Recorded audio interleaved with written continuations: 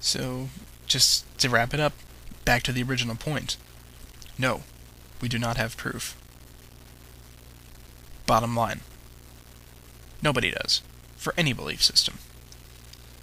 Just because people believed they exist, and we have documented evidence of that being true, that people did believe in their existence. I mean, look at the Greek gods.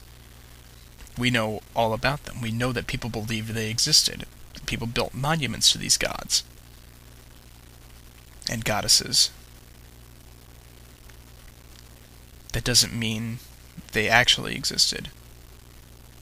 They existed in the minds of the people who believed in them. But as far as we're concerned, they didn't exist. I like the way Richard Dawkins put it, just to sum it up.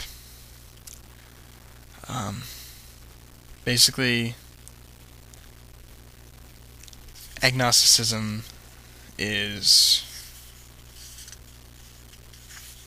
probably the safest way to go when it comes to a belief system. We're never going to know for certain. We can't prove or disprove the existence of a god or gods. And I'm actually flipping through the God Delusion right now to try to find... here we go.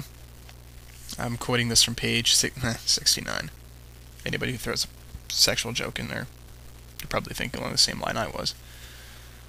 I'm a perverted little bastard. But I digress. Page 69 of the God Delusion, in the chapter The God Hypothesis, under the section The Poverty of Agnosticism. Agnosticism, of a kind, is an appropriate stance on many scientific questions, such as what caused the end Permian extinction, the greatest mass extinction in fossil history. It could have been a meteorite strike like the one that, with greater likelihood and present evidence, caused the later extinction of the dinosaurs. But it could have been any various other possible causes, or a combination. Agnosticism about the causes of both these mass extinctions is reasonable. How about the question of God? Should we be agnostic about him too? Many have said definitely yes, often with an air of conviction that verges on protesting too much. Are they right? I'll begin by distinguishing two kinds of agnosticism. TAP, or temporary agnosticism in practice, is a legitimate fence-sitting where there really is a definitive answer, one way or the other, but we so far lack the evidence to reach it, or don't understand the evidence, or haven't had time to read the evidence, etc. TAP would be a reasonable stance toward the Permian extinction. There is a truth out there, and one day we hope to know it, though for the moment we don't.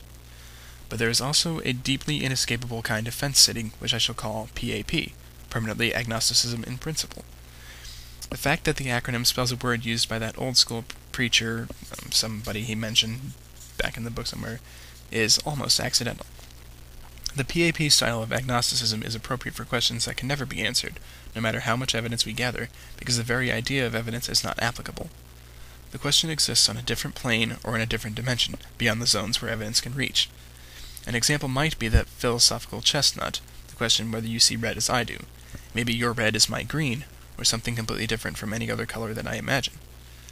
Philosophers cite this question as one that can never be answered, no matter what new evidence might one day become available. And some scientists and other intellectuals are convinced, too eagerly in my view, that the question of God's existence belongs in the forever inaccessible PAP category.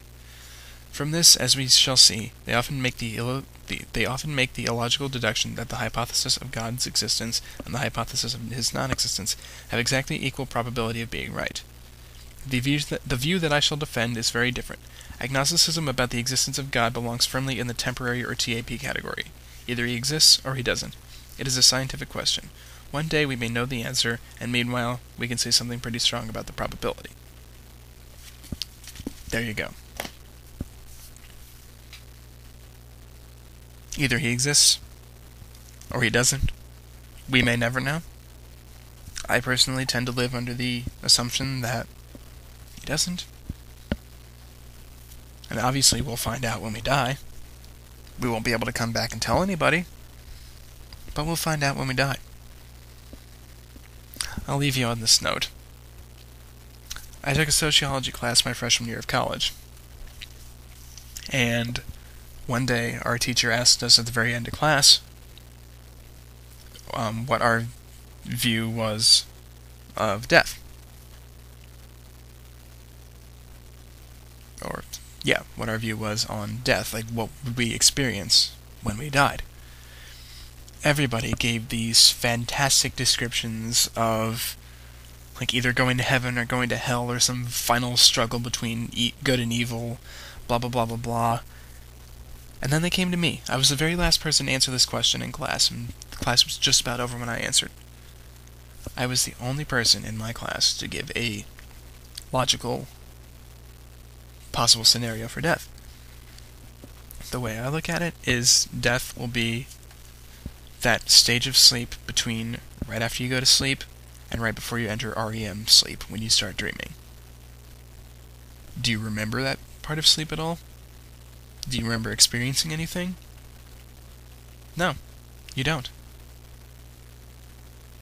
That's what death will be like. Nothing. Absolutely nothing. Enjoy. I hope that answered your question, Shock.